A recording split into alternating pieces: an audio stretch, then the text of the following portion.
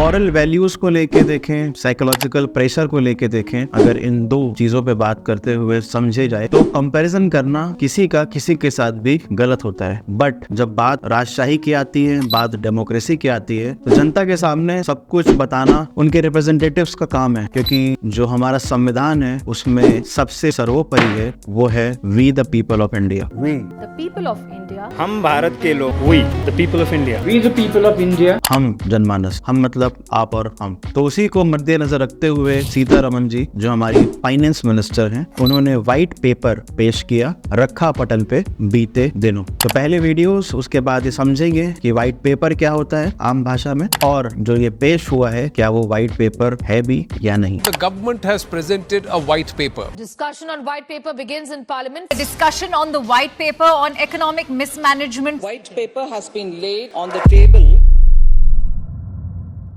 तो शुरू करने से पहले ये समझ लीजिए कि कोई एक व्हाइट पेपर है इसलिए उसको व्हाइट कह रहे हैं, ऐसा नहीं है। पेपर में इंफॉर्मेशन जो है बहुत क्रूशियल है और इस वजह से उसको व्हाइट पेपर का दर्जा दिया जा रहा है। Something that is very important, इसलिए उसे व्हाइट पेपर बोल रहे हैं। तो व्हाइट पेपर जो है वो हमें किसी भी स्पेसिफिक इशू की जानकारी प्रोवाइड कराता है गवर्नमेंट द्वारा, किसी एजेंसी द्वारा या किसी भी ऑर्गेनाइजेशन द्वारा। फॉर एग्जाम्पल, गवर्नमेंट पेश करे व्हाइट पेपर ब्लैक मनी को लेकर, जिसमें वो बताना चाहे या लोगों को अवेयर कराना चाहे about scope of the problem and possible ways to resolve it, मतलब हम क्या फेस कर रहे हैं और काले धन से, ब्लैक मनी से क्या क्या प्रॉब्लम हो सकती है और क्या वे फॉरवर्ड्स है, मतलब सॉल्यूशंस क्या है। सेम अगर आज के दौर पे देखा जाए तो ये डिजिटल वर्ल्ड में भी बहुत सारे इश्यूज होते हैं, हैकिंग हो गई, फ्रॉड्स हो गए ऑनलाइन, जिसके ऊपर भी हमने वीडियो बनाया है, आई बटन में लिंक आ जाएगा। तो ऐसी सारी चीजें जो जनहित के लिए बहुत ज्यादा जरूरी हो जाती हैं, उन पे जो मुद्दे उठाती है गवर्नमेंट या कोई ऑर्गेनाइजेशन, उसे व्हाइट पेपर बोलते हैं। अब देखते हैं कि ये जो न्यू पार्लियामेंट के पटल पे पेश किया गया है वो व्हाइट पेपर है या नहीं। तो आंसर देखा जाए तो ये व्हाइट पेपर नहीं है, क्योंकि इसमें रिकॉर्ड्स को कंपेयर किया गया है पिछली गवर्नमेंट के, जो 2004 से 14 तक थी, जिसे यूपीए गवर्नमेंट कहते हैं। यूपीए जब बहुत सारे संगठन का कांग्रेस को सपोर्ट मिलता है और वो गवर्नमेंट फॉर्म करती है, उसे यूपीए गवर्नमेंट कहते हैं। और सेम जब बीजेपी को बहुत सारे गठनों का समर्थन मिलता है, वो गवर्नमेंट फॉर्म करती है, उसे एनडीए गवर्नमेंट कहते हैं। तो एक तरीके से छीछा लेदर बताई है कि 2004 से लेकर 2014 तक देश में इकोनॉमिकली जो र्यून्स हुआ है, जो डिग्रेडेशन हुआ है, जो इन्फ्लेशन हुआ है, जो फिस्कल डेफिसिट हुआ है, वो हमने कितनी मुश्किल से सुधारा है और हम कहां से कहां तक भारत की इकोनॉमी को लेकर आए हैं। अगला सवाल ये आता है, लोगों ने पूछा भी कि अभी क्यों प्रेजेंट किया आपने, क्योंकि ये चीज तो जब सरकार आती है तब प्रेजेंट करती है। तो देख लेते हैं सीतारमण जी का जवाब में पता चला कि अगर हमारी गवर्नमेंट ये 10 साल पहले लाई होती, जब वो आई थी सरकार में, तब दिक्कतें ये आ सकती थी कि बहुत सारे फॉरेन इन्वेस्टर्स, DIIs भी, जो डोमेस्टिक इन्वेस्टर्स भी हैं, तो उनका जो कॉन्फिडेंस है वो शेक होता और वो भारत में इन्वेस्ट करने से थोड़ा अपने आप को रोकते। पर बीते दिनों अगर ध्यान से देखा जाए तो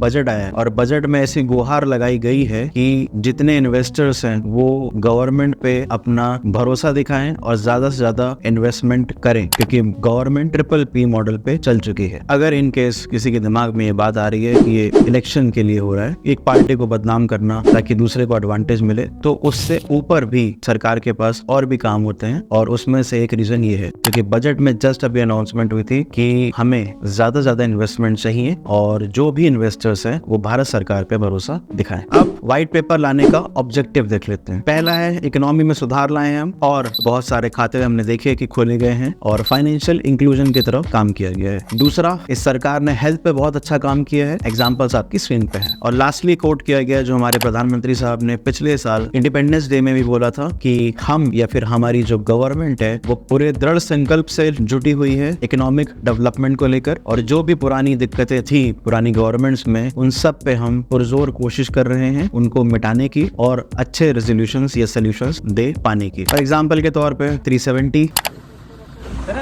हम खेले, ये आउट करना पड़ेगा। तो मेरा ध्यान आपके ऊपर है।